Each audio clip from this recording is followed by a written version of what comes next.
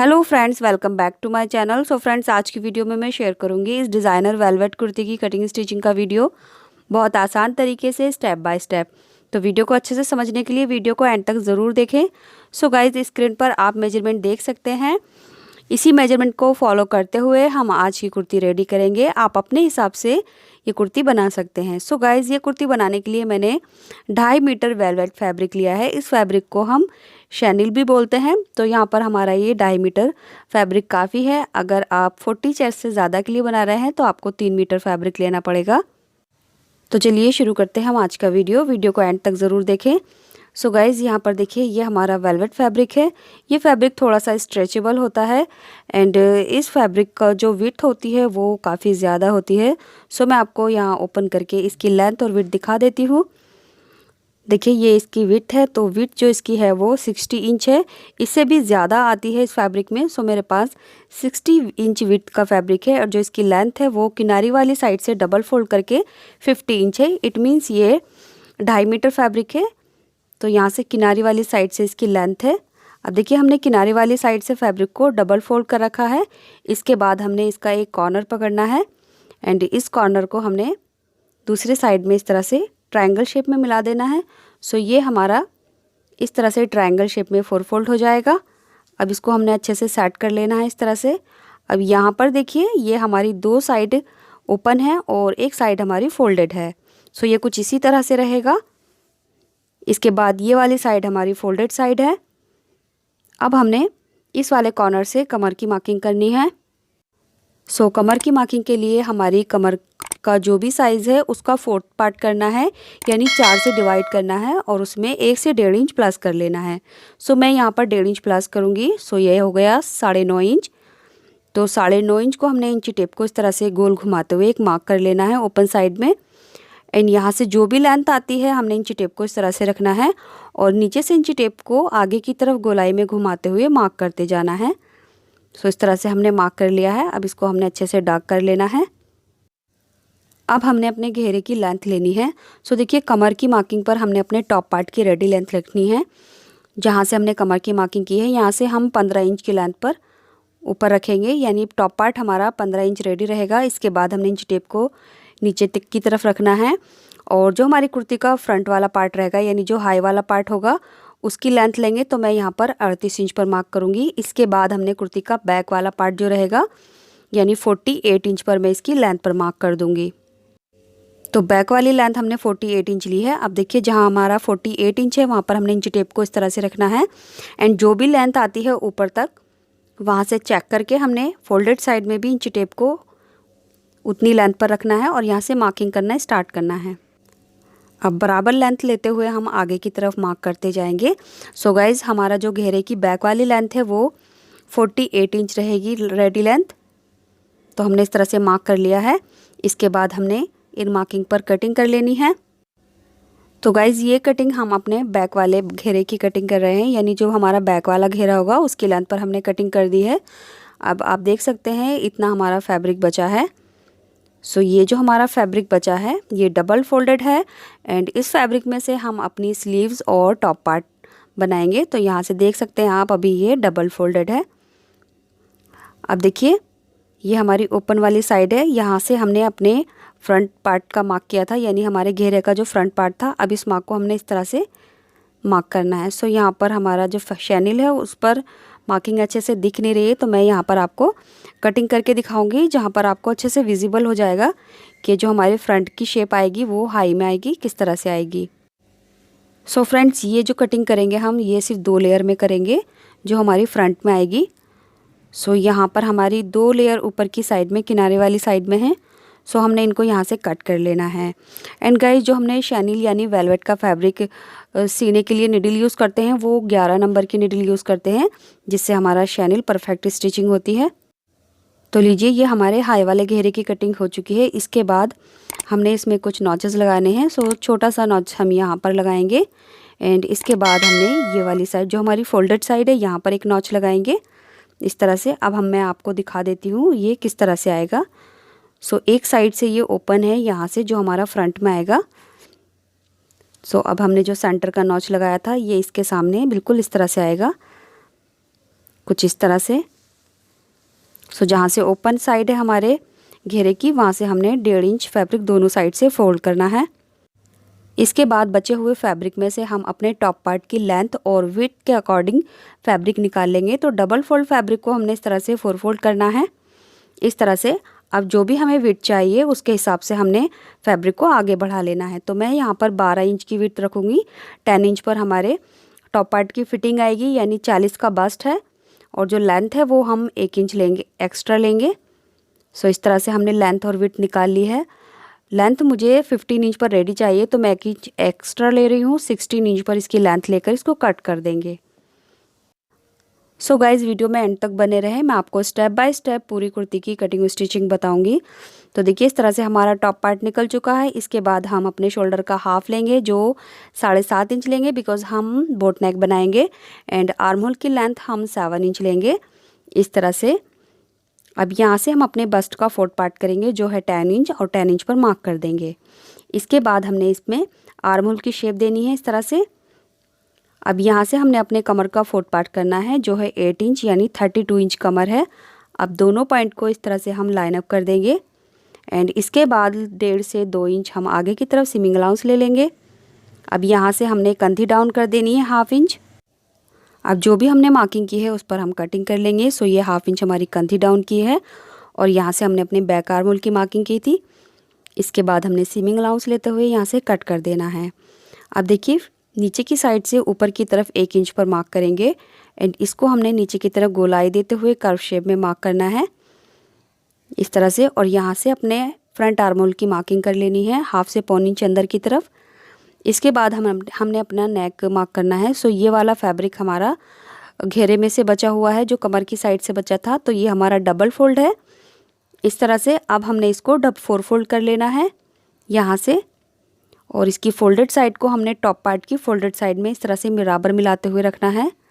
सो यहाँ से हमने फैब्रिक को अच्छे से सेट कर लेना है, इस तरह से। इसके बाद हम अपने नेक की विड्थ लेंगे 3.5 इंच, और नेक की जो लेंथ रहेगी वो 4.5 इंच रहेगी। आप अपने हिसाब से नेक की लेंथ और विड्थ कम ज़्यादा कर सकते हैं। इसके बाद नीचे से भी 3.5 इंच पर मार्क करके एक बॉक्स बना लेंगे, एंड इसमें हम अपने बोट शेप दे देंगे, इस तरह से। सो फ्रंट और बैक के नेक में दोनों एक जैसे बना रही हूँ। अब इसकी हमने कटिंग कर लेनी है, इस तरह से। अब देखिए, जो हमारे नेक की पट्टी है उसकी पट्टी की जो चौड़ाई रहेगी वो 1.5 से 2 इंच चौड़ी रहेगी, इस तरह से। इन दोनों पट्टियों को हम एक साथ कट कर लेंगे।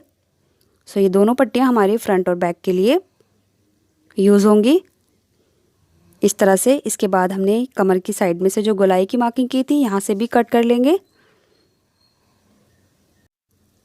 अब हमने इसमें से एक पार्ट निकाल देना है, जो हमारा बैक वाला पार्ट होगा, यहाँ से। और हमारी एक नेक की पट्टी इसमें यूज़ होगी, इस तरह से। इसके बाद इसको हमने दोबारा से सेट करना है अच्छे से मिलाकर, और यहाँ से अपने फ्रंट आर्म होल की एक्स्ट्रा कटिंग कर लेनी है 1/2 से 1.25 इंच, इस तरह से। इसके बाद हमने टॉप पार्ट की राइट साइड ऊपर की तरफ रखनी है, एंड इसके ऊपर हमने नेक की पट्टी रखनी है रॉन्ग साइड ऊपर की तरफ। एंड यहाँ से हमने 1 फुट के मार्जिन से एक सिलाई लगानी है। उसके बाद छोटे छोटे कट लगाकर इस पट्टी को अंदर की तरफ टर्न कर लेना है। अब हमने अपनी स्लीव कटिंग करनी है। सो ये वाला फैब्रिक हमारा स्लीव के लिए बचा है, इसको हमने डबल फोल्ड किया है। अब अपने आर्म होल की विड्थ के अकॉर्डिंग हमने फैब्रिक को 4 फोल्ड कर लेना है, इस तरह से। सो यहाँ पर हमने अच्छे से फैब्रिक को इस तरह से रख लिया है, और जो इसकी विड्थ ली है वो मैंने 9.5 इंच ली है आर्म होल के लिए, और जो लेंथ है वो लगभग 32 इंच है। मैं इसकी मेगा स्लीव बना रही हूँ, तो लेंथ मैंने जितनी थी उतनी ही रख ली है। इसके बाद यहाँ से 3 इंच पर मार्क करेंगे, एंड यहाँ से भी 3 इंच पर मार्क करके अपने सिंपली आर्म होल की शेप दे देनी है। अब यहाँ से हमने स्लीव ओपनिंग लेनी है, तो यहाँ तक नीचे का जो हमारा फैब्रिक है मार्क कर लेंगे। अब यहाँ से हमने अपनी कलाई की फिटिंग लेनी है, तो मैं यहाँ पर 8 इंच ले रही हूँ।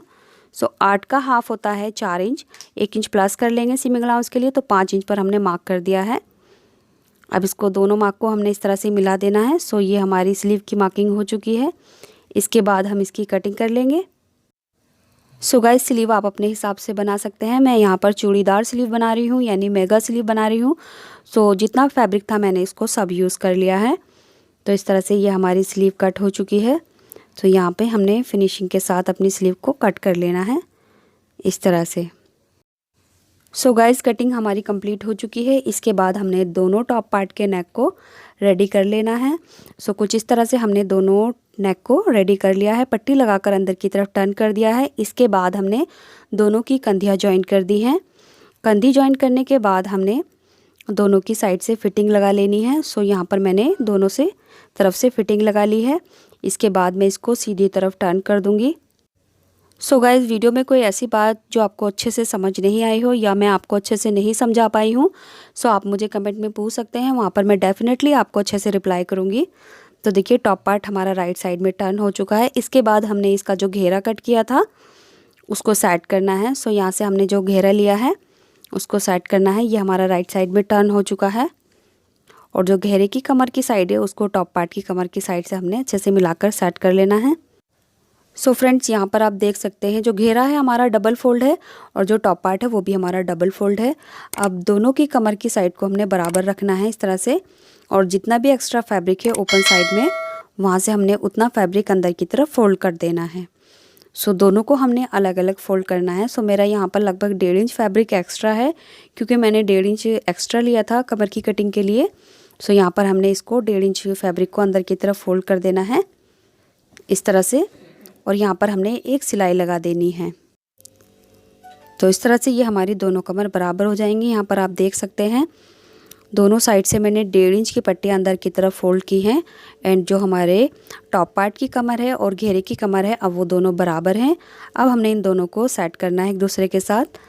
तो देखिए ये हमने एक स्टिच लगाई थी एक साइड में और ये एक स्टिच हमने इधर लगाई थी। तो यहाँ से मैंने जो पट्टी हमारी ऊपर रहेगी उसमें मैंने 2 सिलाई लगाई थी, एक किनारे पर और एक इस साइड में एक पैर की दूरी पर।